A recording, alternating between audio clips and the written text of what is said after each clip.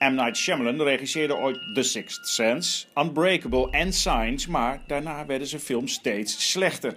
Tot de bovennatuurlijke thriller Split. Hey, pardon me, sir. I think you have the wrong car.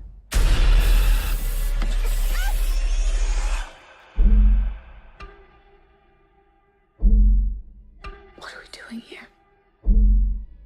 What the hell is going on?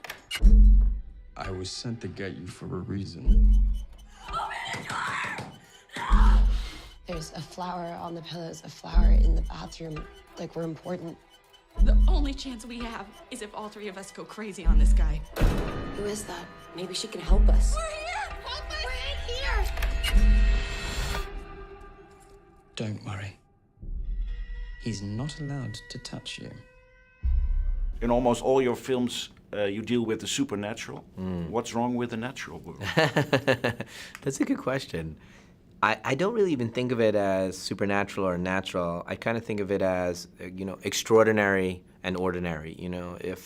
Looking at the ordinary world, do you believe that that's all there is to it, or is there something more? The person next to us, is there something extraordinary about her or him? And I like asking those questions. Ordinary neighborhoods, ordinary bedrooms, ordinary hallways. Is there something more there? It's exciting because it's actually how I feel about the world. And the moreness is something positive, or can it also be negative? For me, it's always frightening and ultimately positive. I think you can tell when you watch my movies that underneath it all, I don't have a dystopian view. I don't have a nihilistic view of the world. I have a very, the universe is a benevolent place. The human brain is the most complex object in the universe. The only way we're getting out of here is if one of them decides to let us out. Aren't you the clever one? Hedwig, could you help us? Okay. I have a window in my room. Maybe you could show us. Oh, that's here. Now it's closed. Now it's open. Did you think it was a real window? So you could leave? An individual with multiple personalities can change their body chemistry with their thoughts. Someone's coming for you. What will happen when he unlocks the potential of his brain? There is no limit to what he can become. In the film it is said, we are what we believe we are, which sort of means that the mind can change the body. Is that wishful thinking on your part, or is it scientific fact? It's scientific fact. That's a fact. I'll definitely argue that one. So, I actually had a scene where the character says what I'm about to say. So, when you stress, your blood pressure goes up. You believe that? Yeah. Okay. If I give you a pill and I tell you it's a cure, you can cure yourself. Placebo, yes. Placebo effect. You believe that? That's scientific fact. Yeah. That's not an opinion. But I am a diabetic. If I give myself that pill, it won't work. It's not for not everyone, but there's a percentage of the population, every medicine, when a medicine passes, it has to beat the placebo effect. It's a fact. Science doesn't know what's going on, but a certain percentage of the people cure themselves by just thinking the sugar pill was a cure. Let's assume you believe the placebo effect, because it's a fact. Every medicine has to beat that. Effect. One next step is DID. These people believe what they are, right? They believe I'm a 300-pound Russian, soldier, and I can lift this much weight, and they believe it, and they can do it. That's what the science has shown. They believe they have diabetes, and one of their characters needs insulin. Only one of them needs insulin. When they switch personalities, they don't have diabetes. It's literally documented. High cholesterol, one of them has high cholesterol, one doesn't. It goes on and on. It's from in your what they film believe or in reality? Real. Everything I just said is real. Cool. Everything, yes. That's how powerful the mind is, But you take it a little bit farther in your film? Yeah, the one thing I take farther is, what if someone with DID who believes they are all these personalities, what if they believed one of their personalities was supernatural?